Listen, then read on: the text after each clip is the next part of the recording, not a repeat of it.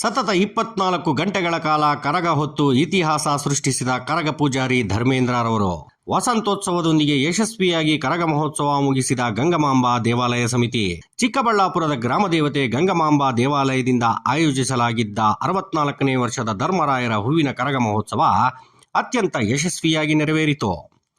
ಶನಿವಾರ ರಾತ್ರಿ 8 ಗಂಟೆಗೆ ಎತ್ತಲಾದ ಮನಮೋಹಕ ಮಲ್ಲಿಗೆ ಹೂವಿನ ಕರಗ ಊರಿನ ಎಲ್ಲ ವಾರ್ಡುಗಳ ಬೀದಿಗಳಲ್ಲಿ ಸಂಚರಿಸಿ ಎಲ್ಲ ಸಾರ್ವಜನಿಕರಿಗೆ ದರ್ಶನ ನೀಡಿತು.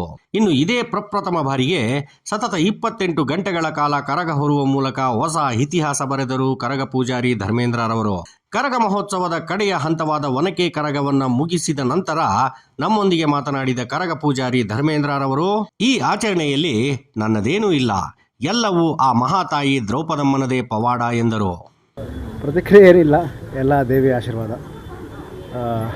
ಜಸ್ಟ್ ನಾವು ಒಂದು ಪ್ರತಿಬಿಂಬ ಆಗಿರ್ತೀವಿ ಅಷ್ಟೇ. ನಡೆಸ್ಕೊಂಡು ಹೋಗೋದೆಲ್ಲ ಆ ತಾಯಿನೇ. ಇಡೀ ಚಿಕ್ಕಬಳ್ಳಾಪುರ ಜನತೆಗೆ ಕ್ಷೇಮಕ್ಕೋಸ್ಕರ ಇಡೀ ಚಿಕ್ಕಬಳ್ಳಾಪುರ ಏನು ಊರೆಲ್ಲ ಸಂಚಾರ ಮಾಡಿ ಎಲ್ಲ ಚಿಕ್ಕಬಳ್ಳಾಪುರ ಜನತೆಗೆ ಒಂದು ಆಶೀರ್ವಾದ ಮಾಡಿದ್ದಾಳೆ. ಆ ಒಂದು ಭಾಗ್ಯ ಎಲ್ಲ ಚಿಕ್ಕಬಳ್ಳಾಪುರ ಜನತೆಗೆ ಸಿಕ್ಕಿದೆ ಅಂತ ಅಂದ್ಕೊತಿದ್ದೀವಿ. 11ನೇ ತಾರೀಕು ಶನಿವಾರ ರಾತ್ರಿ 9:30 ಸಮಯಕ್ಕೆ ಕರಗ ಹೊರಗಡೆ ಬರುತ್ತೆ. ಮಾರನೇ ದಿನ ರಾತ್ರಿ 1-1:30 ಆಗಿರುತ್ತೆ ಸಮಯ.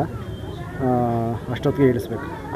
ನಮ್ಮ ಕೈಯಲ್ಲಿ ಏನಿಲ್ಲ, ಎಲ್ಲ ಆ ತಾಯಿನೇ ನಡೆಸ್ಕೊಂಡು ಹೋಗೋದು. ಏನೋ ಒಂದು ಶಕ್ತಿ ಹಿಂದೆ ಇದು ನಡೆಸ್ತಾ ಇದೆ ಅಂತ ಒಂದು ನಂಬಿಕೆ ಅಷ್ಟೇ ನನಗೆ. ಇದು 18ನೇ ವರ್ಷ. ಈಗ ನಾಳೆಯಿಂದ ಈ ಎಚ್ ಕ್ರಾಸ್ ಪಕ್ಕದಲ್ಲಿ ಬನಹಳ್ಳಿ ಅಂತ ಕಾರ್ಯಕ್ರಮ ಇದೆ, ಅಲ್ಲೇ ಸ್ಟಾರ್ಟ್ ಆಗ್ತಾಯಿದೆ. ಕಂಟಿನ್ಯೂ ನಮಗೆ ಒಂದು ಮೇ ಎಂಡ್ವರೆಗೂ ಕಂಟಿನ್ಯೂ ಇರುತ್ತೆ. 3 ತಿಂಗಳು ಈ ಒಂದು ಕಾರ್ಯಕ್ರಮ ಮಾಡ್ತಿಲ್ಲ. ಅಂದರೆ ಚಿಕ್ಕಬಳ್ಳಾಪುರ ಅಂತಂದರೆ ನಿಮ್ಗೆ ಗೊತ್ತಿದ್ದಂಗೆ ಇದು ಡಿಸ್ಟಿಕ್ಕು ತುಂಬ ದೊಡ್ಡ ಊರು. ಎಲ್ಲ ಮನೆ ಕವರ್ ಮಾಡೋದಕ್ಕೆ ನಮಗೆ ಸಮಯ ಇಡುತ್ತೆ. ಅದರಲ್ಲೂ ಕೂಡ ಈಗ ಸ್ಟೇಜಸ್ ಬೇರೆ ಜಾಸ್ತಿ ಆಗ್ತಾಯಿದೆ. ಒಂದೊಂದು ಸ್ಟೇಜಲ್ಲೂ ಕೂಡ 1 ಅವರ್ ಅಂತ ಇಟ್ಕೊಂಡ್ರೂ ನಮಗೆ ಬೆಳಗ್ಗೆ 5 ಗಂಟೆ ಸ್ಟೇಜ್ ಕವರ್ ಮಾಡೋದಕ್ಕಿಂತ 5 ಗಂಟೆ ಆಗ್ತಾಯಿದೆ. ಸೊ ಅದರಿಂದ ಸ್ವಲ್ಪ ಲೇಟ್ ಆಗ್ಬೋದು. ಅಂದರೆ ಊರು ಕೂಡ ದೊಡ್ಡದಾಗಿರೋದ್ರಿಂದ ಎಲ್ಲ ಕಡೆ ಓಡಾಡೋದಕ್ಕೂ ಸ್ವಲ್ಪ ಲೇಟ್ ಆಗುತ್ತೆ. ಬನಹಳ್ಳಿ ಅನ್ನೋ ಊರು ಎಚ್ ಕ್ರಾಸ್ ಪಕ್ಕದಲ್ಲಿ, ಅಲ್ಲಿ ಕೂಡ ತುಂಬ ಶಾಸ್ತ್ರೋಕ್ತವಾಗಿ ಎಲ್ಲ ನಮ್ಮ ವನಿಕುಲ ಕ್ಷತ್ರಿಯ ಜನಾಂಗದವರು ಸೇರ್ಕೊಂಡು ಮಾಡ್ತಾ ಇರೋದ್ರಿಂದ ಪ್ರತಿಯೊಂದು